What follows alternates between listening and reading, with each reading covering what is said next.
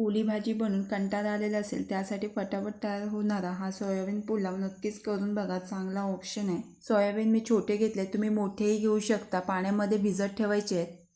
Basmati rice 1.5 cup.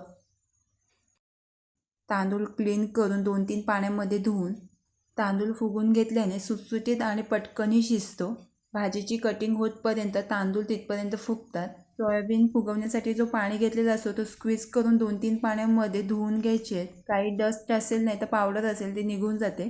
Clean पाण्यामध्ये धुवून पूर्ण पाणी स्क्वीज करून घ्यायचं आहे. जेवढं पाणी काढता येईल तेवढं पाणी काढून घ्यायचं आहे सोयाबीनमधलं. सोयाबीनमध्ये तुम्ही एक्स्ट्राच्या भाज्याही मिक्स करू शकता. सोया पुलावमध्ये गाजर बटाटे छान लागतो. भाज्या न मिक्स करता मी सोयाबीनचंच ऑनली पुलाव बनवते. एका बाउलमध्ये सोयाबीन काढून दह्यामध्ये जर पाणी असेल तर साईडला काढून घ्यायचं आहे. 1 वाटी दही आणि मसाला पावडर मिक्स करून पूर्णपणे एकजीव करून घ्यायचं आहे. सोयाबीन 5 मिनिटे रेस्ट करत ठेवायचं आहे. तिथपर्यंत ऑब्झर्वही करतो. बाकीची तयारी पेस्ट तयार करण्यासाठी तिखट तुमच्या आवडीप्रमाणे मी 4 मिरच्या घेतल्यात. लसणाच्या 4 ते 5 पाकळ्या. आल्याचा मोठा तुकडा. खलबत्त्यामध्ये तुम्ही ठेचूनही घेऊ शकता. मी मिक्सरला पेस्ट करून घेतले. एक मोठा कांदा बारीक चॉप करून घेतलेला टॅमॅटो.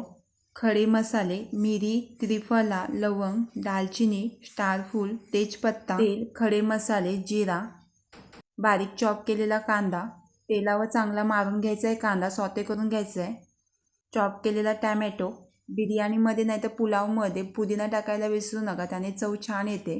सोयाबीन मिक्स करून तेलावर चांगलं सॉते करून घ्यायचं आहे.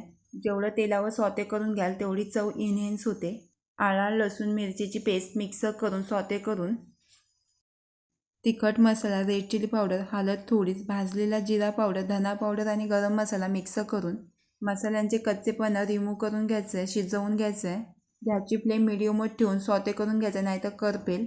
1.5 वाटी तांदूळ घेतले तर 3 वाटी पाणी मिक्स करून.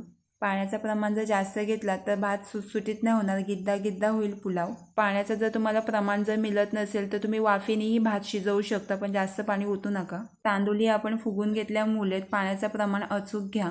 तांदूळ आणि सोयाबीन मिक्स करून चवीनुसार मीठ. पुलावमध्ये जर तुम्ही घी मिक्स केला तर 1 नंबर पुलाव तयार होतोय. गॅसची फ्लेम मिडियम ठेवून झाकण देऊन शिजून घ्यायचा आहे पुलाव. पाहू शकता सुटसुटीत असं तयार झाला आहे पुलाव. पाण्याचं जर परफेक्टली प्रमाण घेतलं तर परफेक्टली तयार होतोय. प्लेटमध्ये पुलाव सर्व करून वरून घी आणि रायता. झटपट पुलाव तयार होतोय.